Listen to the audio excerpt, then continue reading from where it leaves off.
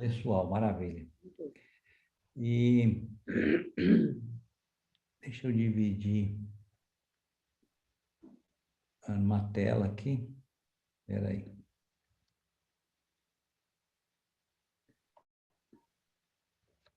Ok. Então, estão vendo, né? Aham. Maravilha. Então, vamos dar seguimento naquilo que nós vimos a vez anterior. E aí eu tinha chamado o tema da vez anterior, né? O Evangelho livre e solto. E como na última vez, eu realmente não estou aqui para expor nem a minha opinião, nem fazer uma pregação, mas sim mostrar aquilo que ao longo da vida eu tenho aprendido e por isso que eu me firmei assim nas escrituras, até para que vocês possam depois digerir esse material e usá-lo da melhor maneira possível, tá? Então, eita, por que sempre fala isso? Nós vimos que existe em todos nós essa tendência de a gente se fechar. E muitos acontecem em grupos cristãos, que é normal de a gente começa a se cuidar um outro e o grupo vai se necessitando, ele vai crescendo, aumenta as necessidades, de repente a gente está um grupo que perdeu, né, o fato de estar alcançando os de fora. E falamos um pouco dessa dificuldade de se livrar disso, porque é uma coisa muito humana, muito que vem junto com a gente.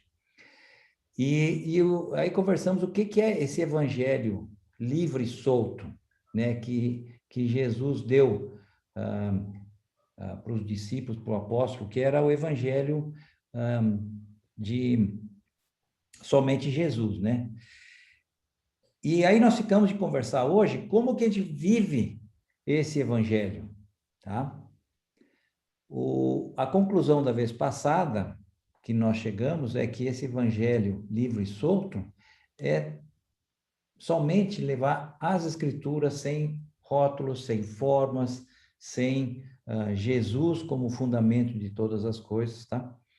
Isso. Eu chamei hoje expansão do evangelho. Como que o evangelho cresce no nosso meio, do jeito que nós somos, com a nossa comunidade, comigo, no meu trabalho, do jeito que eu sou. Essa é a ideia. Tá?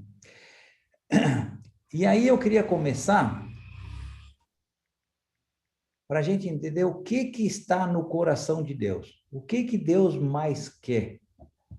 Tá? E é interessante porque já na primeira página, ou nas primeiras páginas da Bíblia, logo que o homem cai, Deus começa um processo de chamar o homem de volta para ele mesmo, tá? Então, logo que o Adão e Eva caem, Deus começa e começa a perguntar, onde você está? Esse é o processo de Deus, tá? Que a gente vê ao longo de todas as escrituras, Deus chamando cada um de nós e aqueles que não o conhecem. Deus está chamando o ser humano. O que está no coração de Cristo? No coração de Cristo, disse, o Filho do Homem veio para buscar e salvar o perdido. Tá? Então, Deus chama e o Filho veio para fazer a mesma coisa, cumprir a obra do Pai. Interessante que como que os discípulos deles e os apóstolos tinham no seu coração. E é bem interessante essa passagem lá do Paulo se expressando para os coríntios, e ele até chega e diz, ai de mim se eu não pregar o evangelho, porque pesa, esse é meu chamado, Deus me chamou para fazer isso. Eles entenderam muito claro o que Deus queria, tá? E aquilo que o Jesus veio fazer. Então, e nós? Se Deus quer e está buscando o perdido, o Cristo veio para isso, os apóstolos entenderam isso, o que é a nossa missão? É o que Jesus deixou. Ide, portanto, fazei discípulos de todas as nações. Então, ele deixou essa grande tarefa de a gente levar o evangelho, tá? E a palavra importante é o ide. como alguns têm dito, em algumas traduções nas escrituras mostram bem claro, enquanto você vai, você tanto faz no processo, indo. Uhum. Isso é o contrário do vinde, porque esse é o problema de cada um de nós. A gente quer receber. É mais fácil ficar. O Uhum. ir é difícil, mas esse é o chamado, tá? Foi chamado para a gente ir. Então, nesse processo de nós irmos, ou de expandir o evangelho, eu acho que a nossa parte está dividida em 5 etapas. Primeiro, que está muito claro nas escrituras, que o propósito é sempre o outro. O outro é o importante. O Paulo, lá em Coríntios 9, é um pouco longa essa passagem, mas eu acho que esclarece muito bem o que esse de pôr o outro acima de si mesmo. Paulo diz isso, dizendo assim, ó, porque sendo livre de todos, eu fiz-me escravo de todos, a fim de ganhar o maior número possível. Procedi para com os judeus como um judeu, a fim de ganhar os judeus. Para os que vivem sob o regime da lei, como se eu mesmo assim vivesse, para ganhar os que vivem debaixo da lei, embora não esteja eu debaixo da lei. Ao sem lei, como se eu mesmo fosse, para ganhar os que vivem fora do regime da lei. Fiz-me fraco para com os fracos, com o fim de ganhar os fracos. Fiz-me tudo para com todos, com o fim de, por todos os modos, salvar alguns. Então, presta atenção nessa passagem e olha que interessante.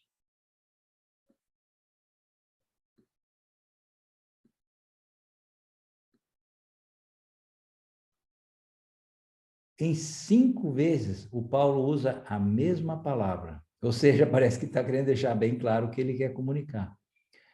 Nós vimos que o propósito de Deus é alcançar as pessoas. E ele está voltando a dizer, não, com o fim de eu cumprir o propósito de Deus, com o fim de cumprir o que eu fui chamado, de ganhar as pessoas, e ele começa a dar a dica. Qual é a dica?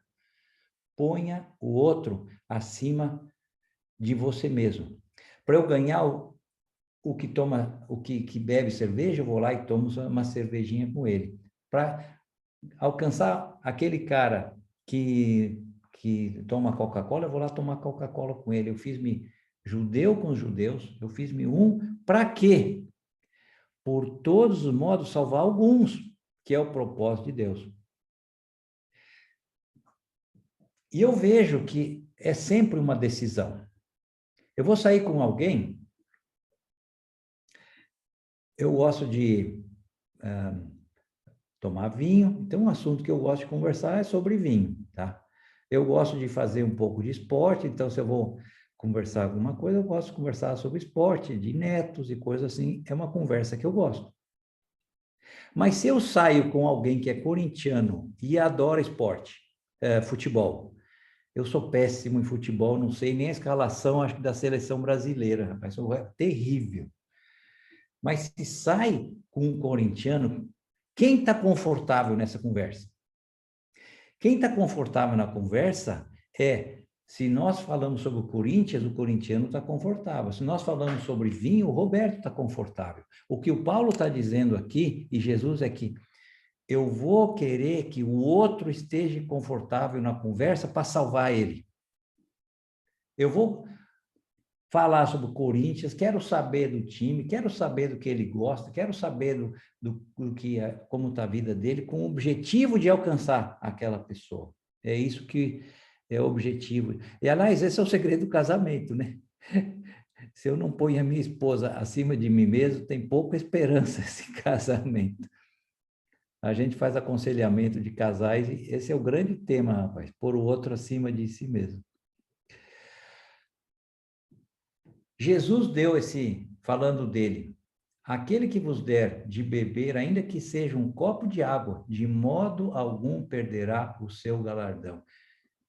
Eu acho muito interessante que se você der alguma coisa que parece que não é tão espiritual, gente, sabe?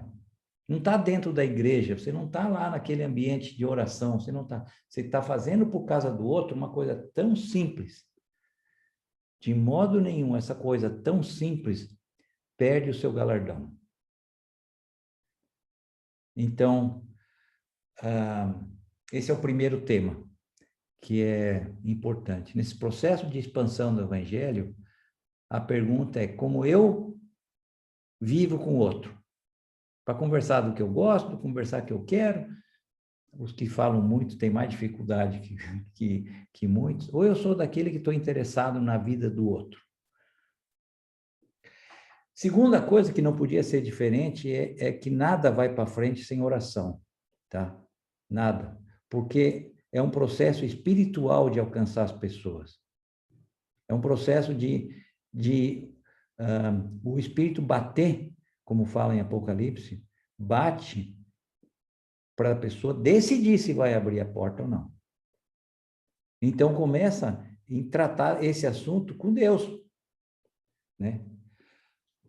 Em Efésios, é interessante em Efésios, o Paulo está falando até dele, ele diz, olha, com oração e súplica, orando em todo o tempo no Espírito, e para isso vigiando com toda perseverança e súplica para todos os santos. Para quê? Olha só, para que com intrepidez façamos conhecido o mistério do Evangelho, pelo qual sou embaixador. Ou seja, ele reconhece que ele é embaixador, ele reconhece que ele foi chamado por Deus e está pedindo que eu ore por mim, para que eu cumpra aquilo que eu devo cumprir bem, tá?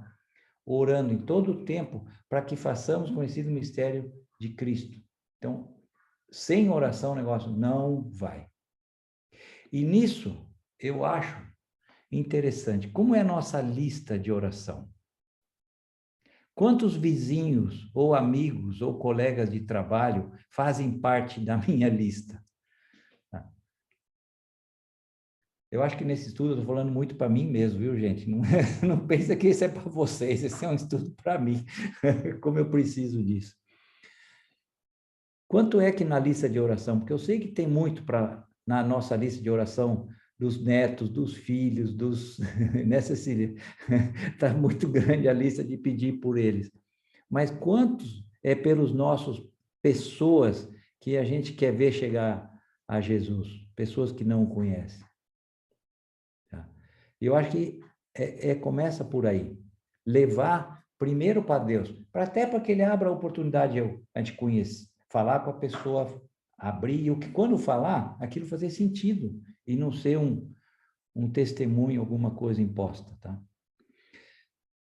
Outra coisa que eu creio que é muito importante é orar por aquelas promessas que você vê nas Escrituras, porque em toda promessa, Deus disse, em toda promessa está o meu sim.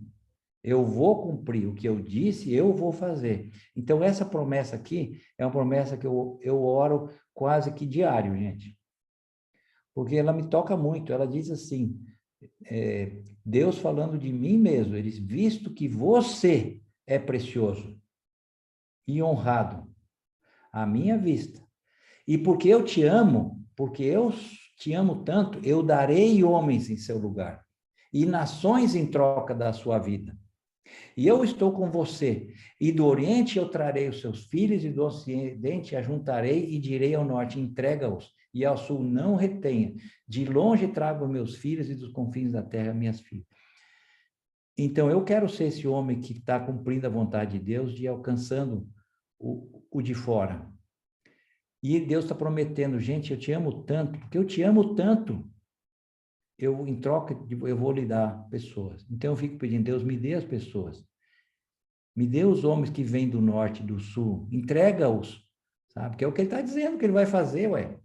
Então, quando eu estou orando por uma promessa, eu estou pedindo por aquele que ele disse que ia fazer.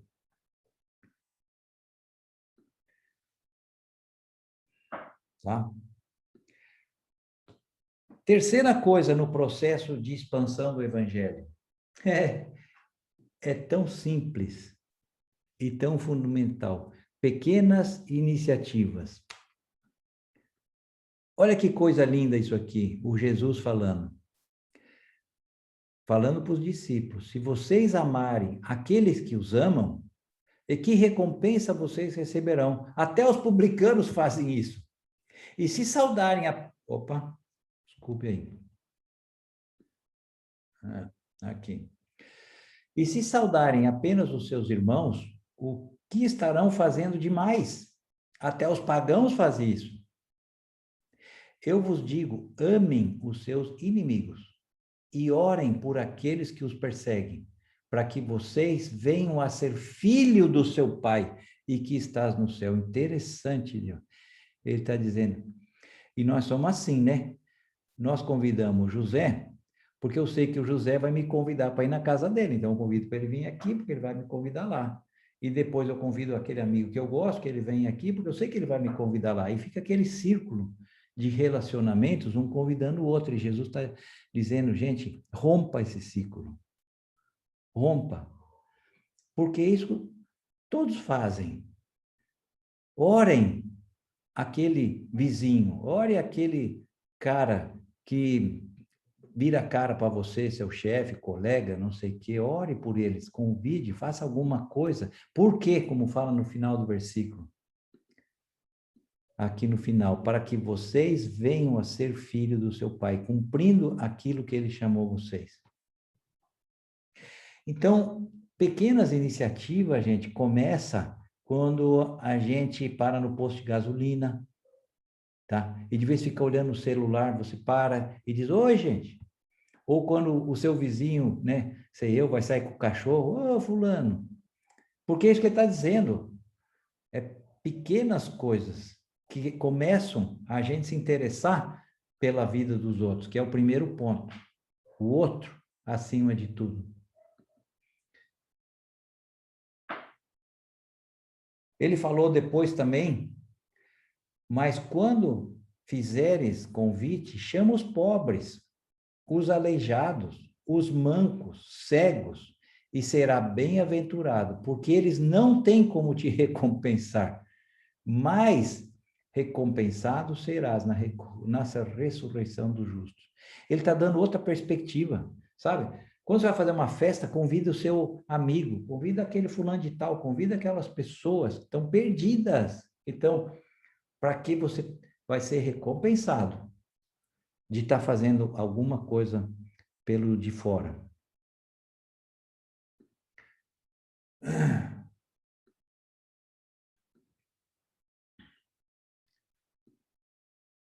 E, no fundo, Jesus foi o melhor exemplo de pequenas iniciativas, porque o Filho do Homem também não veio para ser servido, mas para servir e dar a sua vida em resgate de muitos.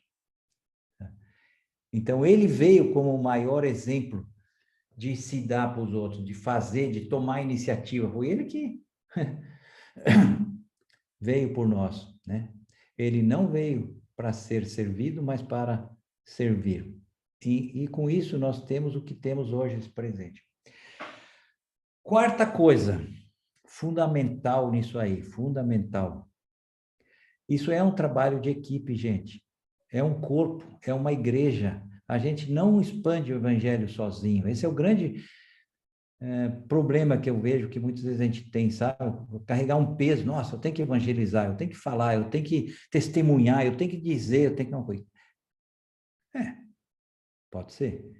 Mas eu vejo muito mais que em oração e utilizando os dons de cada um, nós vamos muito mais longe. Muito mais. Porque é um trabalho de equipe. Um tem uma casa grande, o outro sabe fazer churrasco, o outro sabe abrir a Bíblia, o outro sabe contar uma boa piada. Então, pelo trabalho de equipe, as pessoas são alcançadas. Tá? Em João 17, a oração de Jesus, ele deixa isso bem claro, e dizendo dos discípulos, assim como tu me enviaste ao mundo, eu os enviei ao mundo. Ele deu essa função para nós. Como? A fim de que todos sejam um. E como és tu, Pai, em mim, e eu em ti, também seja eles em nós, para que o mundo creia que tu me enviaste. A unidade da igreja, a unidade num corpo de pessoas, a unidade de pessoas que andam em Jesus, essa unidade, quando de fora vem, ele é servido, ele é amado, é irresistível, porque diz aqui, para que o mundo creia, quando vê essa unidade das pessoas interessado no outro. Tá? E aí o mundo vê. Deixa eu ver aqui como é que é o próximo. Olha só, a fim de que sejam aperfeiçoados na unidade, para que o mundo conheça que tu me enviaste e os amaste como também amaste a mim. Essa parte final é importante. É para que sejamos aperfeiçoados na unidade. Porque a nossa tendência, cada um de nós aqui, andando junto, a tendência é dar briga. É dar diferença, porque nós somos diferentes, vemos as coisas diferentes. A nossa humanidade vai brigar um com o outro. Um grupo carnal de cristão vai ter briga. E ele está dizendo, se aperfeiçoe na unidade, no perdão, no buscar o outro, de apoiar o outro, de querer andar com o outro, de buscar essa unidade, servindo ao de fora, como eu falei, é irresistível. Como é irresistível um casal que anda junto? Os filhos são alcançados quando o casal está junto, está amando. O homem ama a mulher ama o homem, e estão eles olhando para Jesus, deixando ser abençoado por Jesus. É irresistível. Quando vê a coerência do evangelho na vida das pessoas, e quando a gente sai e vê a coerência do nosso corpo, é irresistível. É a forma de os nossos filhos chegarem, é pela nossa unidade e pela nossa viver a realidade de Jesus na nossa vida.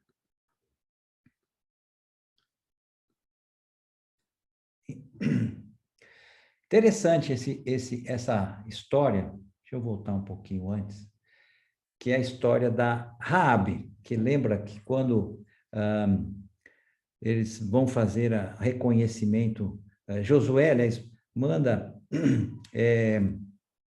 iam conquistar a, a, a cidade, tá? Josué manda lá o pessoal ir, e aí aquela prostituta Raabe acolhe as pessoas que são perseguidas. E essa história eu acho muito interessante, porque ela demonstra o seguinte, bom, eu vou ler o versículo. Então disse Josué aos 2 homens que espiaram a terra: entrai na casa da mulher, a prostituta, e tirai-a de lá, com tudo quanto tiver, como lhe juraste. Então entraram os jovens, os espias, e tiraram a Raabe, a seu pai, e sua mãe, e seus irmãos, e tudo quanto tinham, tiraram também toda a sua parentela e os acompanharam. É uma história muito incrível, porque o Josué manda os espias, que vão para a cidade, são descobertos, eles se escondem na casa dessa prostituta, e Raabe faz uma coisa que é contra até as pessoas da sua cidade. Ela, não, eles passaram aqui, mas já foram embora e coisa e tal, e defende eles. Por que ela diz? Porque eu entendo que o seu Deus é o verdadeiro e é um Deus que vai ganhar essa terra. E ela pede. Então, quando vocês invadirem a cidade, me tire da cidade. E eles vão lá e tiram o seu pai, a sua mãe, os seus irmãos e tudo quanto tinha, e também tiraram toda a sua parentela. Pela ação de uma mulher que trabalhou em equipe com aquelas 2 pessoas, a família inteira foi salva.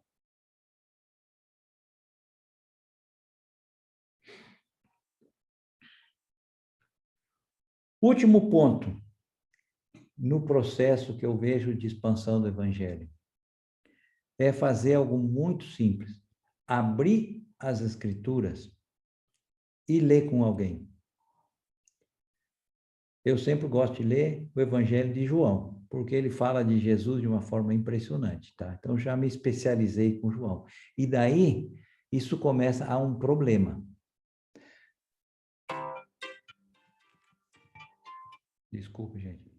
Começa um problema, porque como eu já li muitas vezes esse Evangelho, e a outra pessoa não conhece, a nossa tendência é de tentar ser um professor. Ou se não um professor, um respondedor de perguntas. Ou se não, ainda mais, é tentar defender a Bíblia. Porque o cara começa, não, mas eu tenho dúvida daquilo, eu tenho dúvida, não sei daquilo, lá, e a gente começa a ser um defensor da Bíblia. E, na realidade, eu vejo que o segredo de ler as Escrituras é de aprender. As Escrituras são revelação de Deus mesmo. Então, eu tenho que ler para aprender. E se eu vou ler com alguém, eu vou ler para aprender com alguém. E aí a outra pessoa fica desarmada, porque ele quer aprender junto. Essa é o que eu vejo que ao longo do tempo eu tive que aprender. Eu aprender a ler com a outra pessoa, de não ser o maestro e de ser um aprendiz. Porque daí o outro se identifica e a gente cresce e é uma... Nossa, é muito gostoso. Por quê? Porque a Bíblia, ela se defende a si mesma. Eu não preciso ser defensor dela. Ela é uma espada. Se eu entro com alguém nas Escrituras, a espada vai fazer o seu efeito. Não sou eu que vou fazer o efeito. Eu não sou defensor. Eu sou uma pessoa que estou me relacionando com Jesus e um aprendiz, um discípulo. E quando a outra pessoa entende que é uma, é uma leitura, né, de aprendizado, é de muito ânimo, muda as coisas. E eu queria só olhar essa passagem, porque essa passagem é bem interessante. É lá em Atos 19, é quando o Paulo está em Éfeso, né? E ele, vocês sabem que ele passou 2 anos e meio lá em Éfeso. E daí, quando ele chega lá, durante 3 meses, olha só que interessante. Durante 3 meses, para onde o Paulo foi? Como onde ele sempre ia, ele chegava na sinagoga, né? O Paulo frequentou a sinagoga, onde falava ousadamente, dissertando e persuadindo com respeito ao reino de Deus. Então, quando ele entra na sinagoga, ele entra com muita autoridade, provando, mostrando, abrindo o Velho Testamento, mostrando que Jesus era aquilo, ele passou mostrando isso tudo. Tá? Então, ele frequentou a sinagoga, ele falava, dissertando. Tá? No versículo 9, visto que alguns deles, da sinagoga, se mostraram empedernidos e descrentes, eles começaram a falar mal do caminho diante da multidão. Paulo, observando eles, separou os discípulos, separou aqueles que estavam interessados e passou a discorrer diariamente na escola de Tirano. A escola de Tirano era um lugar que era uma escola que Paulo começou a usar e não era mais sinagoga. Olha só o que acontece. Ele passou a discorrer. A palavra que fala aqui, ele passou a falar a respeito. Antes, na sinagoga, ele foi incisivo, ele estava tentando persuadir, ele estava tentando mostrar. Por quê? Porque aquele povo conhecia as escrituras e estavam perdidos com elas. Quando ele foi lá para os gentios, né, que já não era mais na sinagoga, que eram já os gregos, etc., ele passa a discorrer, ele passa a falar, ele passa a ensinar no sentido de mostrar aquilo que eu sei. Tá? E falou isso diariamente. Sabe qual é a consequência? Para mim, isso é impressionante. No versículo 10. Durou isto pelo espaço de 2 anos. 2 anos, diariamente, ele foi falando das Escrituras. Entra um, sai outro. Éfeso era uma cidade muito cosmopolita, né? Então, vinha muita gente, ouviam, participavam, etc, etc. 2 anos ele ensinando, todos os habitantes da Ásia ouviram a palavra. O que chama a atenção é o seguinte: se você vê o mapa, ali onde está a cidade de Éfeso, era um porto naquela época, e olha o tamanho de Ásia. O que o Paulo fez era muito simples. Abriu as escrituras e estava ensinando a palavra diariamente, diariamente. E as pessoas foram impactadas e voltavam para um lugar, voltavam para o outro e estavam falando daquilo que estavam ouvindo, dessa boas novas de Jesus. Sem nenhum grande segredo, sem nenhuma grande, sabe? Muito simples. Portanto, eu acho, e essa é a forma que eu vejo, a expansão do evangelho, ela passa por 5 etapas. Uma é que eu ponho o outro como objetivo do que eu faço. O outro acima de mim mesmo. Quando abro a casa, quando vou não sei o quê, quando etc. O outro, porque Jesus, Deus, estão interessados no outro. Passa por um processo de oração, porque é uma, é uma coisa espiritual. Então, eu estou orando pelas pessoas, eu estou orando pelos meus amigos, estou orando pelos de fora, estou orando pelo meu vizinho. São pequenas iniciativas de ser interessado pelo outro. Cumprimentar, perguntar, conhecer, fazer coisas pelo de fora.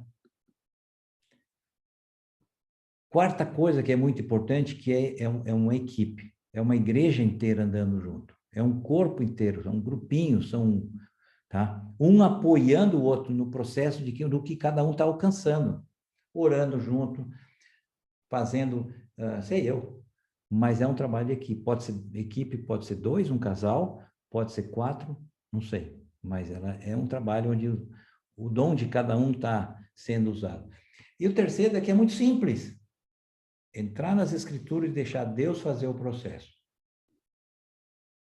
Acreditar que Ele que ama, Ele que chama, Ele que faz. Eu só sou o porta-voz de jogar a semente. A semente cresce por si mesmo, tá? Sem a gente entender como.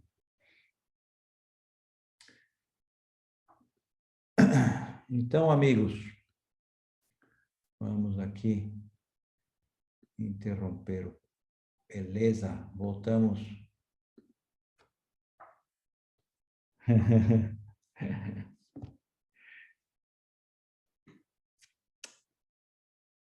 Perguntas, participações, que gostaram, que não gostaram.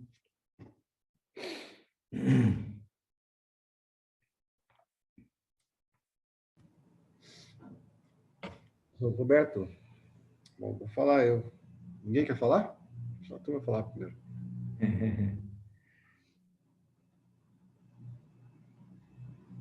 Você não veio hoje. É. Bom, falou eu. Assim, é muito gratificante, sabe, Roberto, ver esse contato contigo tem sido assim tão precioso pelo assim, para desmistificar, para absorver a tua experiência, ver como você aproveitar toda essa o aprendizado dessa jornada que vocês têm tido, né? Vocês já tiveram, então passar isso para nós que a gente tem muito quando a gente se imagina fazer alguma coisa, você imagina pegar aqui já pelo esses pontos aqui que se colocou que foram assim muito preciosos, né? A gente valorizar o outro, fazer tudo debaixo de oração, essas pequenas iniciativas e a questão de deixar que ele faça, né? Que a gente tem, já me peguei fazendo muito isso, né? Cara, explicando tudo, tentando responder tudo, e como você falou, não funciona direito, né? Não funciona bem. Essa consciência, né? E nesse fazer a gente vai acabar, erra um pouco, mas é legal a gente ter esse roteiro aqui para nos orientar, sabe? Muito legal. Vou contar uma história. Quando a gente morou no México 7 anos, né? Tem um amigo nosso que mudou para uma cidade chamada Águas Calientes e ele montou uma pequena construtora e o objetivo, no fundo, era alcançar as pessoas de lá, né?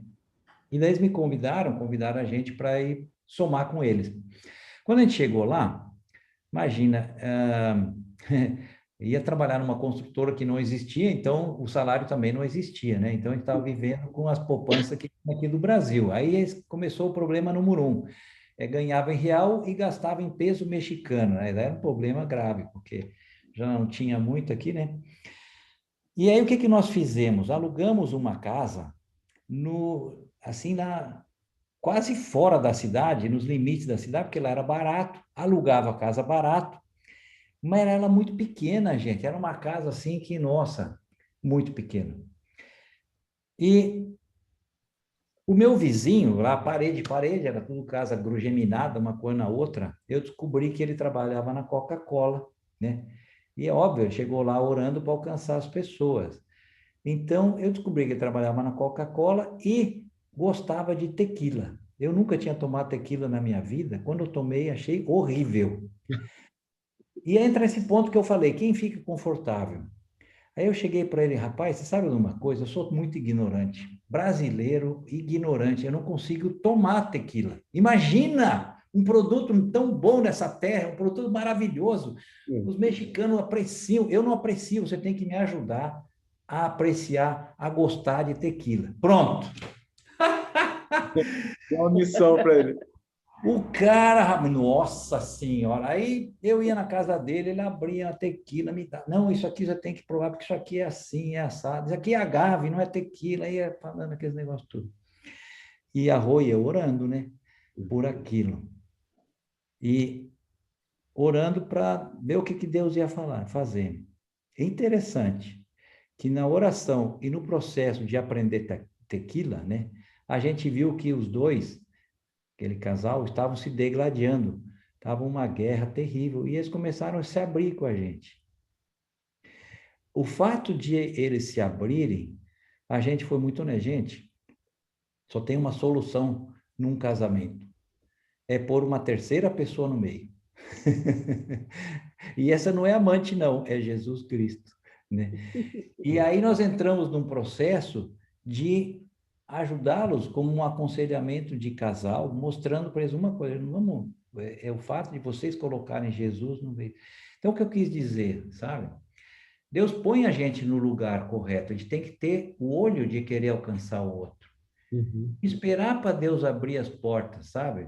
Interessado no outro, ele vai dar, seja lá de um jeito ou outro, né?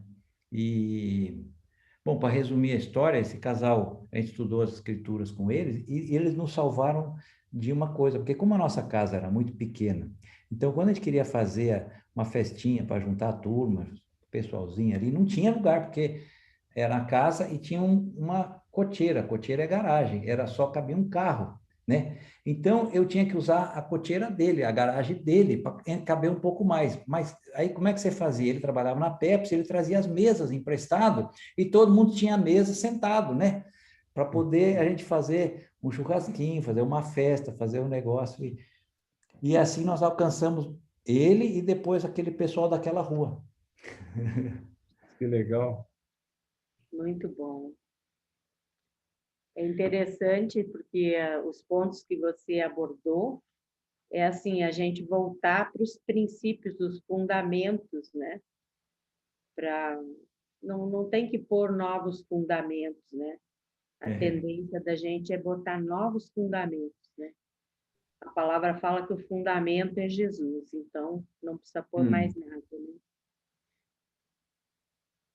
Lembrar disso é muito legal. A gente vai complicando. Quando eu trabalhei aí em São Paulo, eu estagiava com um professor de farmacotécnica, né? Que era o professor das técnicas de manipulação de medicamentos da USP. Eu trabalhava com ele. E ele falava para mim assim, ele era o professor titular da cadeira. Então, um cara super experiente, muito bacana. E sempre que eu tinha uma pergunta para ele, ele falava assim: começa do começo. 90% das coisas são muito simples, né? Não complique. Comece pelo mais básico, porque você resolve 90% dos problemas. Um ou outro é complicado só, o resto é tudo simples. Eu senti isso hoje, você falando, eu lembrei disso. Falei, olha, é isso aí. É bem isso. Mas... Boa noite a todos. Boa noite, Oi, Elcio. Elcio, Estava que sentindo bom tua que você falta, veio. cara. Tudo bem? Bom. Eu tive uma reunião ali agora, acabou agorinha. Mas nisso que a Cecília falou, entrar de sopetão, tem um filósofo muito que eu gosto muito, que ele diz assim, Cecília: o primeiro passo é o primeiro passo. Não sei se você conhece ele, Daniel Cadena. Primeiro passo é o primeiro passo, é isso aí. É, É bem Eu isso. quero agradecer ao Roberto aí, Roberto, muito bom, achei muito interessante, né? Eu me impressiono com a simplicidade de tudo isso, porque assim, o que fica na minha cabeça é métodos assim esplêndidos e complexos para você atingir objetivos e simplesmente viver o evangelho e ter o prazer de compartilhar com aquele que está do nosso lado. Então, obrigado por traduzir isso ainda mais simples para nós. Hum. Eu fico muito feliz com isso, né? As referências bíblicas são maravilhosas. E como que eu não enxerguei isso também? Muito obrigado. Não, Gerson. Oi? Não é privilégio seu, não. Obrigado. E, nossa, tá tudo anotadinho aqui. O meu caderno tá até colorido aqui. ele é professor, viu, Gerson? Dá para ver, olha ali, ó. Dá pra Ótimo, ver. professor. Ele Maravilha. falou uma frase que vinha muito na minha cabeça quando eu ia nos estudos bíblicos em Curitiba. Eu estudava em Ponta Grossa e ia para as reuniões do grupo da turma lá em Curitiba, né? Então eu ouvia o Daniel Green, né? Ouvia às vezes o Aldo e eu pensava assim, eu não conhecia as escrituras, eu estava conhecendo. E eu pensava assim, puxa, como é que eu não pensei nisso antes? Eu li esse texto e não vi nada disso. Aí ele falou, nossa, como eu não pensei nisso antes? Estava aí o tempo todo. Estava aí o tempo todo, e é simples. Obrigado por abrir os meus olhos, Roberto. Que é isso. Não, eu honestamente, eu acho que andar com Deus, a gente tem que amar. Jesus definiu em 2 mandamentos, né? São 2 amores. Ama a Deus em primeiro lugar, com todas as forças, com todas as coisas, que é a primeira coisa, e isso não vai acontecer nada, mas a segunda coisa é amar o próximo. E esse próximo é onde, às vezes, é onde a gente se perde, né? A gente ama alguns mais próximos, mas Deus está amando outras, está muito mais, esse amor é muito maior o de Deus, então eu tenho que ver com os olhos dele, o quanto ele está amando o cara que está do meu lado, sabe? Que aí, né, é abrir os olhos de ver o quanto Deus ama ele. Isso alivia tudo, porque Deus está amando o cara, eu só sou um instrumento de chegar lá e fazer o que deve ser feito, né?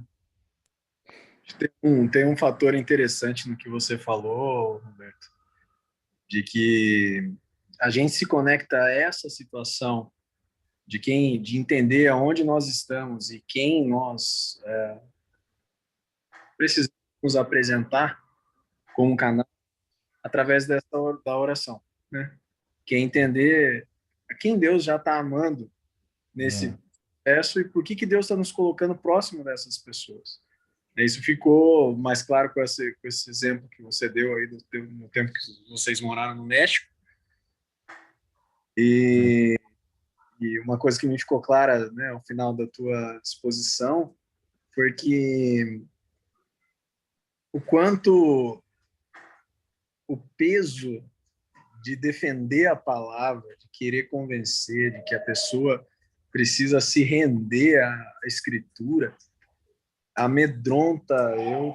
Eu me percebi que eu não tenho falado há muito tempo com as pessoas por conta do medo desse embate, desse momento, entendeu? Porque eu já vivi momentos assim, onde eu me vi obrigado, ninguém colocou isso, mas eu me vi obrigado a defender a palavra, né? A zelar pela honra de Deus, né? Eu entendo muito bem, Felipe, eu entendo muito bem, porque eu vivi esse trauma há muitos anos, sabe? Tendo que falar, sabe? Como que se, quando eu falasse, aquele troço ia ser era a vida da pessoa que agora estava em jogo, decide por Jesus ou não, sabe? Como se aquilo fosse um evento, então aquilo era um troço que me traumatizava, porque eu não sabia como falar, tinha medo, achava que ia ser mal visto e coisa assim. E entender esse processo, sabe? Que, pô, é, é amar a pessoa, tá do lado da pessoa, e Deus vai dar oportunidades incríveis de a gente ser um instrumento de ajudar aquela pessoa. E um vai ajudar para uma parte, outro vai outra parte, quem sabe outro vai colher.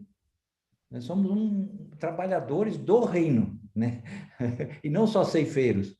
Então, acho que isso ajuda muito. Por uma coisa é uma coisinha pequena, para outra é outra coisa. E nós vamos estendendo o reino para as pessoas e elas vão tendo oportunidade. Uhum. Roberto, Oi? Fernanda, tudo Oi, bom? eu bem, e você? Bem, viu? Deixa eu fazer uma pergunta, assim, como que você vê isso? Assim, a forma que você apresentou é uma forma, assim, muito clara e é uma forma muito simples, né? De você, que parece que muitas vezes a gente põe tantas dificuldades, né, para fazer e não tem, né? É simples até. Você amar o outro, né? Que eu acho que essa é a maior dificuldade. Uhum. É você Uhum. buscar fazer aquilo, ter uma intenção de ser proativo e colocar a oração em primeiro lugar dentro desse processo. Você acha que a dificuldade, né, que muitos de nós temos com relação a fazer isso está relacionado com o quanto o quanto eu neste processo me tornarei vulnerável junto àquelas pessoas que estão comigo? Porque aquilo que você falou é um aprendizado. A Uhum. gente está ali para aprender junto. Então, Uhum. para eu aprender junto, eu tenho que baixar todas as minhas guardas, né? Eu tenho que estar aberto ao aprendizado e aprender com o outro, que eu estou achando que eu fui lá para ensinar, e na verdade não, né? É, é. Eu acho que o processo, Fernanda, de viver Jesus é o processo de morrer. Eu Não é podia ter verdade? morrer em todo sentido, sabe? Sim. E morrer para Jesus é isso mesmo. Ir para as pessoas para falar. É um outro amigo meu, foi outro país que a gente morou. Uma vez nós moramos nos Estados Unidos. E lá tinha um cara que era um médico, e ele estava alcançando os muçulmanos. Ele tinha um amor àqueles muçulmanos, estudantes, né? E a gente começou a ajudá-lo no processo de ele alcançar os muçulmanos lá. E o que acontecia é que todos eram estudantes. E os estudantes muçulmanos não têm muito dinheiro, imagina, gastavam em dólar lá, eles tinham bolsa de estudo. Então, o que eles terminavam a escola, o que eles faziam? Antes de voltar para casa, eles compravam um computador, compravam um celular, compravam impressora, compravam tudo aquilo que no país dele não ia quase conseguir comprar, eles compravam para levar para sua casa. Acontece que para eles comprarem, eles precisavam de um fiador. E esse meu amigo Sam, que era médico, ele era, né, estava servindo aquelas pessoas e ele servia de fiador. E os caras iam embora e muitas vezes deixavam a conta pendurada e nunca pagavam. E o Sam Uhum. tinha que pagar a conta. Aí eu cheguei, Sam, rapaz, o pessoal está passando por cima de você, você está sendo um idiota, rapaz. Você já sabe que os caras não vão pagar. Por que você serve de fiador? Ele disse para mim, Jesus sofreu muito mais. Se no processo de amar a pessoa, eles entenderem que eu estou fazendo por Jesus, eles vão ter entendido uma coisa muito grande. Eu perdi dinheiro e vou perder dinheiro, mas para o reino é muito pouco. Tá? Ai, que joia, né? Então, esse processo de envolver o outro, a gente sempre vai perder. Eu acho que não é só, Fernanda, a CTC, às vezes, sabe? Eu acho que vai perder muito mais.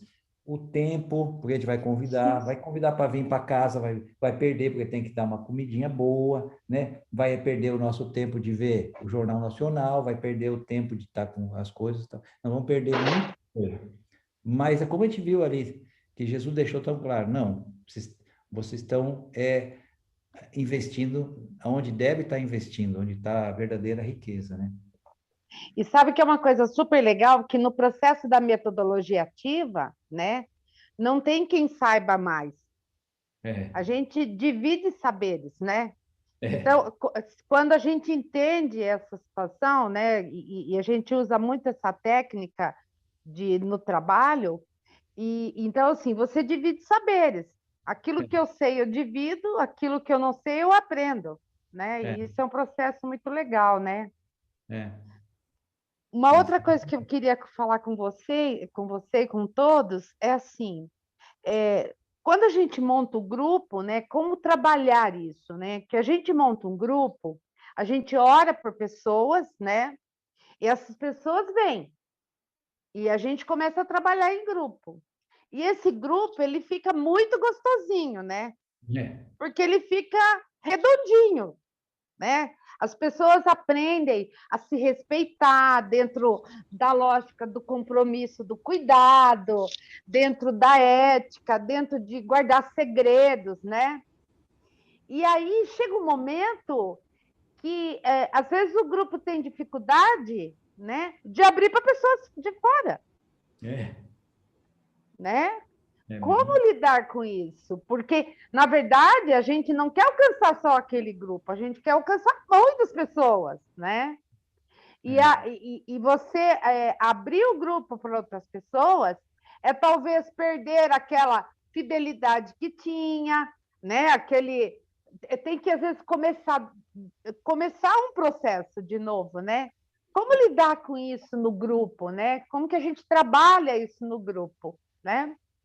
Eu acho que a primeira pergunta é assim, para que serve o grupo? Sabe? Essa é a grande Né? pergunta. Porque normalmente a gente responde assim, não, o grupo serve para o nosso crescimento. Bem, errado. Errado. Porque Joia. um grupo tem que ser um grupo de apoio para a gente alcançar o verdadeiro objetivo, que são as pessoas. Então, quando o grupo perde o objetivo maior, que é alcançar as pessoas, acontece isso que a gente acha que é um grupo que está gostosinho, porque está lá, aquela coisa, é o que Jesus falou, vocês são igual hipócrita, um dá café aqui, outro dá café lá, paga aqui, outro paga lá, mas não estão vendo nada. Exatamente. Isso. Que joia. E trazer isso para a gente discutir no grupo, né? Que realmente eu tenho feito essa discussão no grupo, né? De que primeiro que o grupo ele não tem função de viver em si mesmo, porque as pessoas elas estão no grupo e depois elas vão formar outros grupos. Exatamente. Né? Ela não acaba em si mesma, né? E é muito legal quando alguém começa a montar outros grupos, né? E é interessante. E a gente se necessita, né? Pô, isso é interessante. Eu acho que o grupo acaba, não. Quando o grupo se multiplica, a gente se necessita, porque tem que estar orando pelo outro, tem outras dificuldades, tem novas pessoas. Nós nos necessitamos muito. É uma luta espiritual. Então, o grupo, ele se divide, mas ele não acabou. Exatamente. Joia. Muito legal. Obrigada.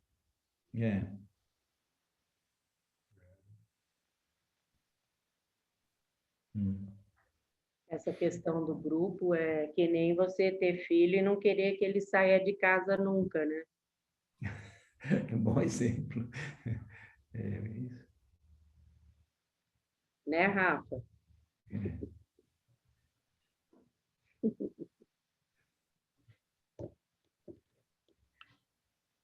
E é duro um filho sair de casa, viu, gente? É duro. É duro, né? Então... Eu brincava com os meninos aqui que eles tinham um aval até 25 anos. Se até lá não saísse, no 25, no dia do aniversário, quando chegasse, as malas iam estar do lado de fora da porta. Teve que fazer isso, Cecília? Não precisei. Ainda bem, viu? E dei uma lambuja, o Pedro saiu com 28. Mas todo ano eu ameaçava ele, ano que vem, tua porta. Ai, mas não precisei, não. Legal. Fiquei choramingando quando saíram, né? É. Ai,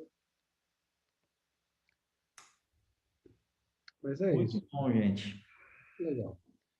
Então, Gerson, você pode orar agradecendo ao Roberto, por favor, e por esse tempo também, que foi um tempo bem especial para nós, a disposição do Roberto nos abençoar também. Prazer. Nos abençoar, Lord. Ok. Senhor, nós te louvamos e te agradecemos